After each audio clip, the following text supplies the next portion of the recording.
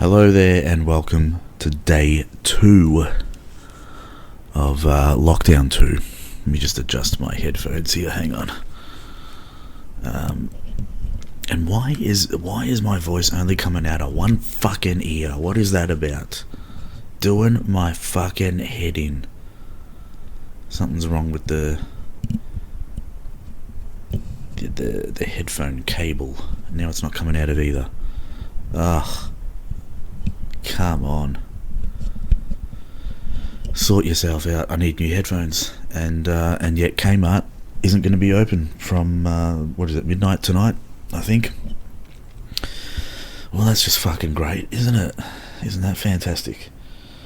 So here we are, day 2. I don't know what the latest news is. I'm not sure if there's been a press conference today by Dan the Man or ScoMo or anyone involved. Haven't had the news on for a little bit, but there was no press conference, so maybe I missed it. I don't know. Numbers, I think we're at, what was it? I think it's like 439 or something today. Anyway, it's 400 and something again. Even something ridiculous. Even worse than that is the 800 people that have the virus who weren't at home when the cops and the army came knocking today. I mean, I don't even know where to begin with the fucking stupidity. It's I've known for a long time, and I think we all have. I think we all know that there's a lot of stupid people in the world. This whole thing is just proving it tenfold, really, isn't it? 800 fucking people. 800 people that,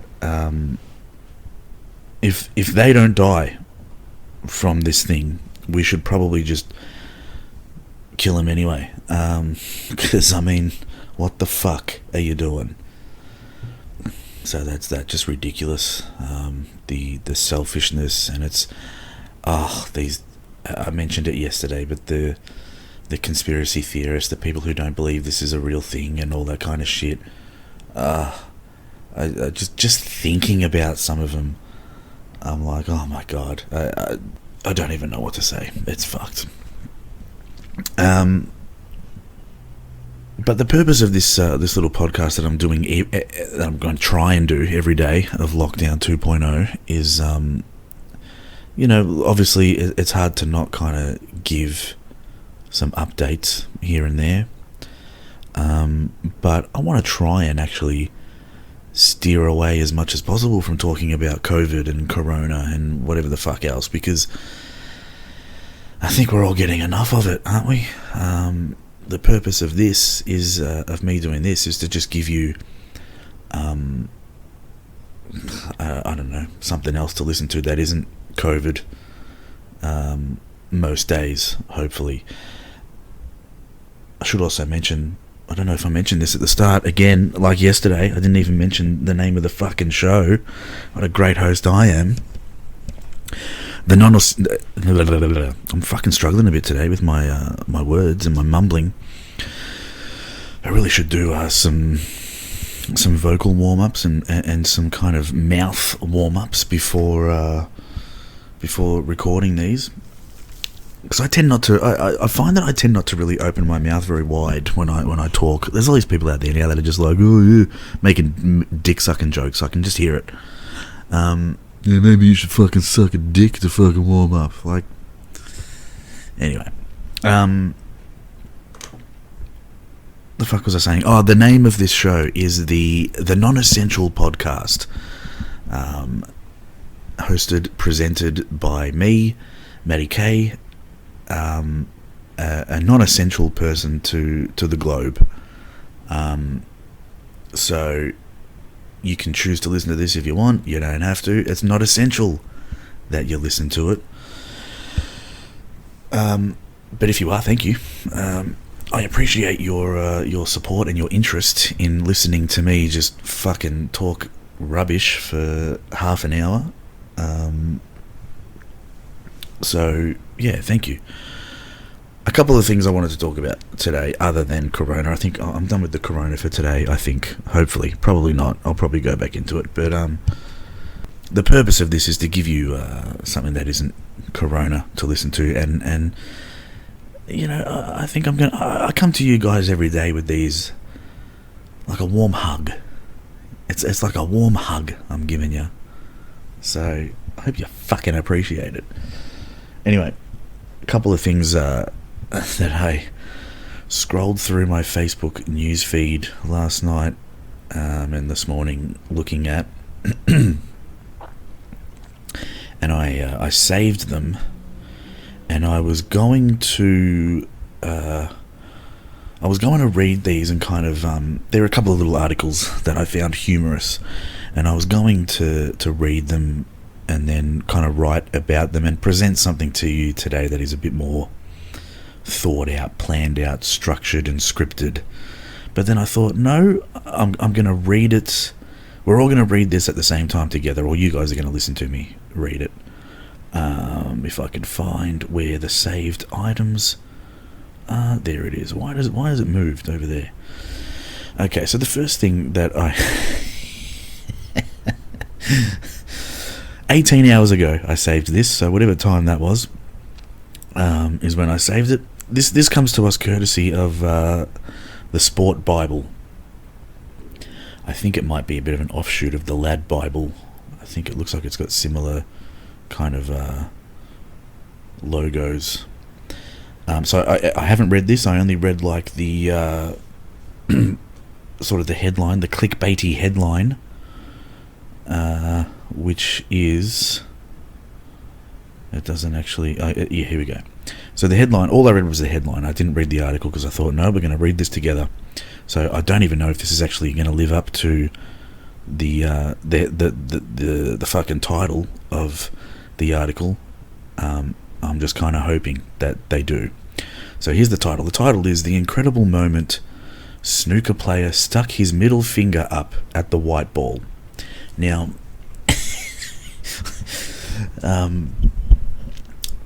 I'm a bit of a... I haven't played pool or snooker for a very long time, but I grew up with pool tables and things like that.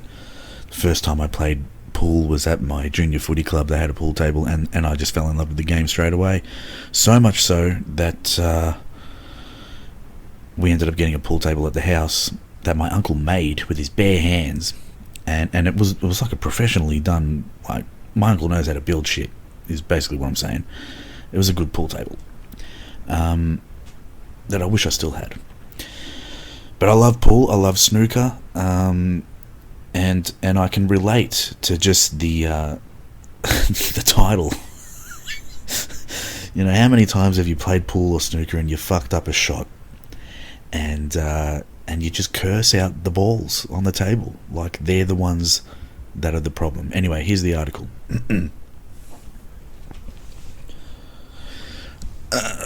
Snooker player Kurt Mafflin stuck his middle finger up at the white ball in frustration during his first round World Championship victory last night. So he won and he stuck his finger up. He probably stuck his finger up before he won, but anyway. Mafflin was looking for a maximum break in the 16th frame of his match with David Gilbert and completely lost his head at the positioning of the balls as he looked to take his next shot. He promptly flipped the bird at the table in what was quite hilarious and unusual. In what was a quite hilarious and unusual scene for viewers watching on Eurosport, where commentator Dominic Dale offered an apology. Mafflin was told by referee Tatiana Wollaston that he would lose the next frame if he repeated his antics. "I have to warn you, the next one, you lose the frame," the official could be heard saying quite clearly due to no fans being in attendance. I can relate, Kurt. I think anyone that's played pool or snooker can probably relate. It's something that, look, when you smack those balls around, you don't really have much control over where they go, do ya? sometimes you're just doing the old hit and hope, and things don't work out quite like you want them to, or quite as you planned. So I understand the frustration. I mean, I remember when I would play pool with friends of mine, and I had a friend that had a pool table as well. I probably played more pool on his table than my own, but there was always swearing at balls and all this sort of stuff. One of the things we used to do to try and distract each other, which was a bit of fun, was we would sort of drop our nuts in the pocket, like if someone was lining up. We wouldn't actually really pull our nuts out and put them in the pocket. It would just be like we'd have our pants on, but you'd kind of just sort of like sit your nuts over the pocket that they were aiming to smack a ball into, and that was often that was always met with a bit of laughter, as we were teenagers, I think, at the time. So small minds, small things amuse small minds.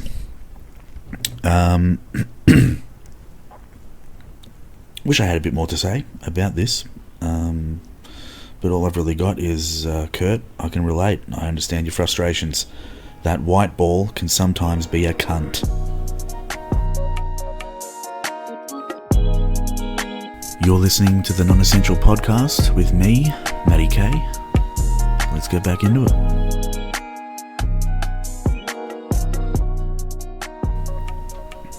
Alright, so the next little article that I saved also 18 hours ago, this was just minutes after saving that one, was this one. And again, I haven't read it, I've just looked at the title, the heading, the headline, the clickbaity headline, and I thought, I'm going to save this and we're going to read it out on TNEP Day 2, the Non-Essential Podcast Day 2.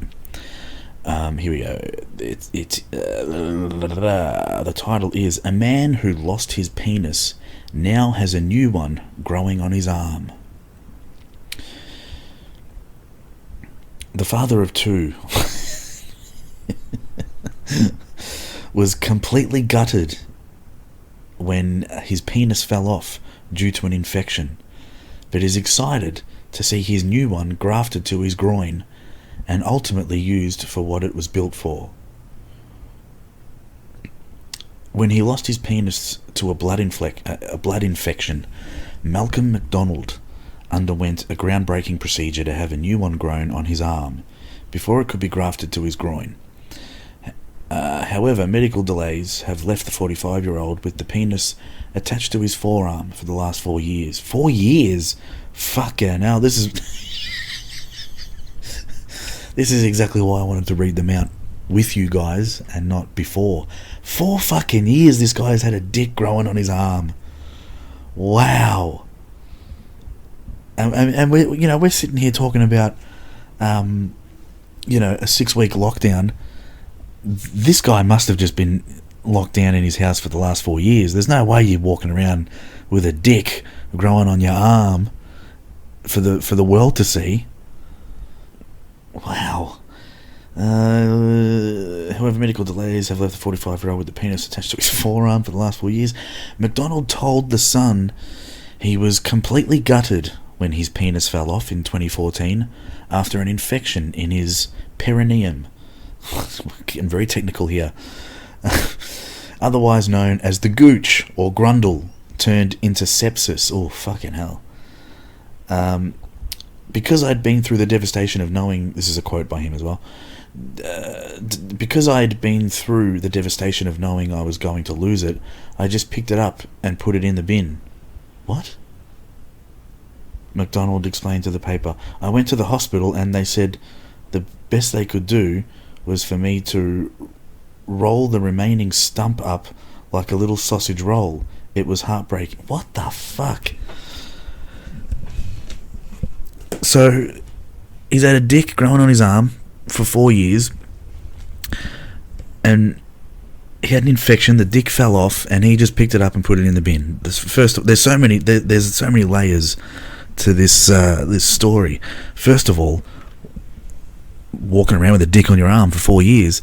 Secondly, you just picked it up and put it in the bin when it fell off. You, sir, I don't even know what to say. And then thirdly, the hospital said to him the best thing to do is to roll it up like a little sausage roll. I'm never going to be able to eat a sausage roll again, I don't think. And I bloody love a good sausage roll. The father of two turned to alcohol, feeling like a shadow of a man for the 2 years after losing his penis, until his GP referred him to Professor David Ralph, a phallus construction expert. I didn't know there was such a thing, at the University College Hospital, London. Dr. Ralph, who in 2018 created a bionic penis for a British man who was born without one. He told McDonald he would be able to build him a penis out of skin from his left arm. In a £50,000 NHS-funded procedure, doctors were able to roll this skin containing nerves and blood vessels into the shape of a penis before adding a urethra and 2 tubes that will allow McDonald to pump the appendage into an erection. The shit they can do these days, it's amazing, isn't it? The plan was to attach the penis to Mr. McDonald's groin in 2018, 2 years after it had been grafted to his arm. However, he had to miss the scheduled operation due to illness, and the surgery kept being pushed back for other reasons. A spokesperson told The Sun that McDonald had missed or cancelled a number of appointments to complete the procedure pre-lockdown. Oh, so this is only recent. Fucking hell. We will try to rearrange his surgery as soon as we are able, now that services are gradually returning closer to normal following lockdown, they added. The delays have been hard to deal with, McDonald told The Sun, adding that he's unable to run because the penis waggles about, and that he cannot go swimming or wear a short-sleeved shirt. Yeah, well... yeah, well, I guess he wouldn't be able to. It sounds to me, from what the quotes that I'm reading from this guy, Mr. McDonald, that he's taken it all in his stride. He's taken it pretty well over the last 4 years. I guess when you got no choice, you just gotta fucking keep going and make do with what, when life gives you lemons, right? You grow a dick on your forearm. I think that's the message, I think, of this article, which comes to us by Vice. By the way, I didn't mention that before I started reading it. What else did he say? So he can't go running and he can't wear short-sleeve shirts. However, he did say, when I saw it on my arm for the first time, I was so proud, telling the paper, I took to it so much I nicknamed it Jimmy. He's even nicknaming it. See, this is my kind of guy. That was what me and my mates called each other growing up, and this penis was definitely my new mate. This guy's fantastic. Not having a penis felt awful. It's most men's worst fear, he said. For me, I was never worried about sex because I already had 2 children. It was always more about my self-confidence and simple things like using the loo. I can't lie, having a penis on your arm for 4 years is a really strange thing to live with, he added. Really? But I am determined this penis will be ultimately used for what it was built for. Well, I gotta say, I'm after the last article about the snooker, I'm glad that this one kind of delivered, because the snooker one didn't really. So the guy's had a dick growing on his fucking arm for 4 years. His dick fell off. He threw it in the bin. He thought, oh well, can't fucking use this anymore. Just chuck it in the bin. It's bin night. It's bin day tomorrow. Let's just fucking get rid of it. No, I'm going to take it out of the bin. We're going to go to the hospital. They're going to stick it on my arm for 4 years. Then fucking COVID's going to happen. See, like I said, we're sitting here worried about being locked up for 6 weeks, and this guy's had a dick growing on his arm for 4 fucking years. Get over it, people. You're listening to the Non-Essential Podcast. It's about as essential as a nightclub MC.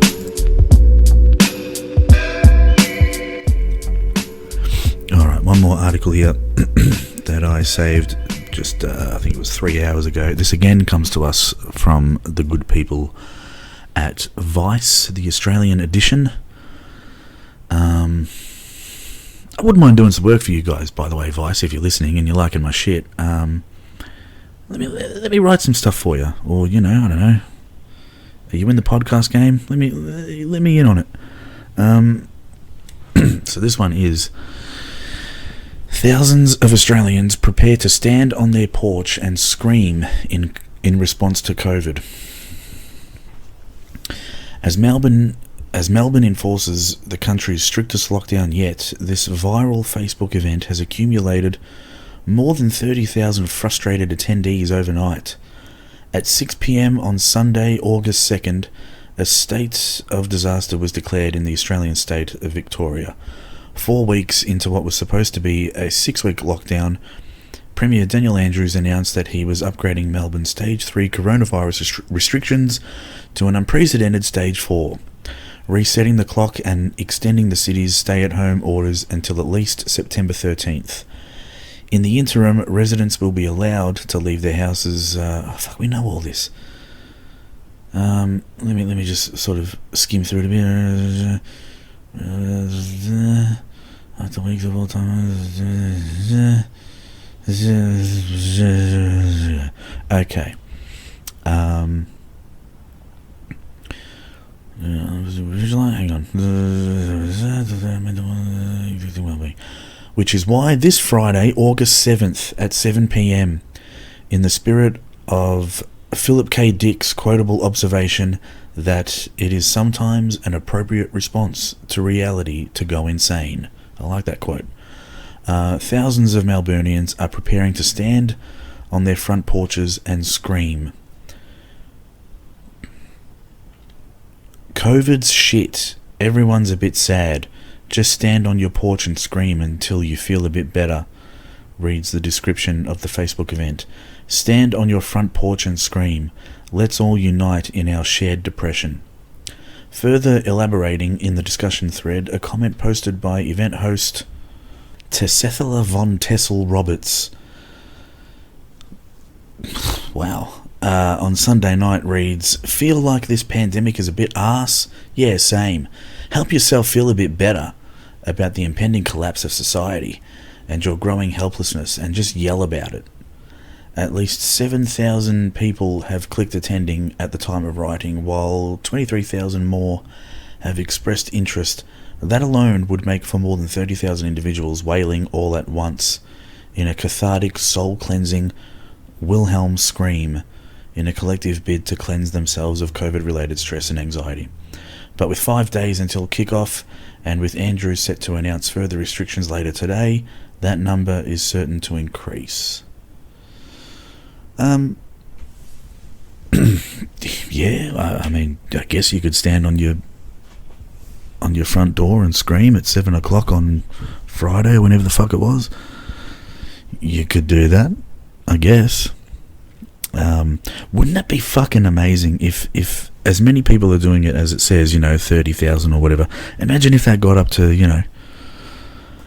1 million plus or whatever by Friday, 7 p.m. And you could actually, not only do you sort of hear your neighbours, but you can maybe make out screams of people fucking kilometres away. That'd be pretty crazy, wouldn't it? That'd be interesting. I mean, I would partake in this event myself, but my voice is already fucked, and yelling isn't going to fix it. So, and if I really wanted to scream, I'd probably just scream into my pillow or something, you know what I mean? Just so no one else can really hear it. That's about it. We're coming up to half an hour. That was a quick one today. So, yeah, I guess this is day 2. Done and dusted. We're coming up to, it's not quite curfew time yet, it's just past 5 p.m, so you've got a few more hours to go and leave the house for exercise for an hour or go to the supermarket. Provided nobody else in your house has gone to the supermarket, you can do that. But I guess that's it until tomorrow, day 3. Thank you for listening. This is the Non-Essential Podcast. I am Matty K, Mr. Non-Essential. You can call me. It's been lovely to have you guys listening again. If in fact you have, hopefully this episode attracts more listeners than yesterday's episode, the first episode, which only has 4 views on YouTube currently at the moment. Don't know why I said at the moment when currently means the same thing, but that's probably just me looking for words to say to keep this recording going to half an hour. So yeah, anyway, I got nothing left. If you guys have got anything you want to talk about, hit me up. Just fucking send me a message or something. I'll keep having a look online at articles that might be of interest to all of us. You know, so if there's any more dicks growing on arms around the world somewhere, or maybe a vagina on a forehead,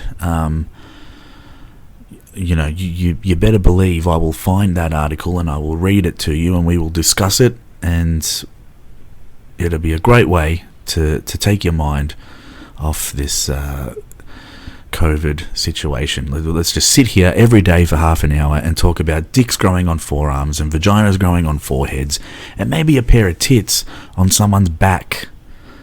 Imagine that. That'd be pretty sick, actually. I'm thinking some dirty thoughts now, people. Anyway, thank you for listening. Let's check in tomorrow, and hopefully there's no more cases, and everyone's feeling better, and we can all return to normal. That's not going to happen, but you know, one can only hope. Anyway, check in with you tomorrow. Send me some ideas of things you want to talk about. Jump on here on one of these recordings. Talk about something with me if you want. I'll get you on the phone. I don't like talking on the phone, but I'm willing to do it.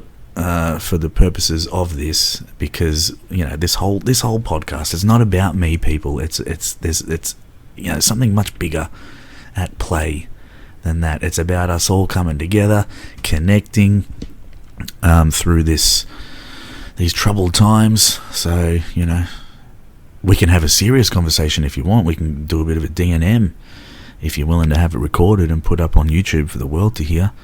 I don't mind getting a little deep if you want, or we can just talk shit and yeah, just have a bit of a laugh.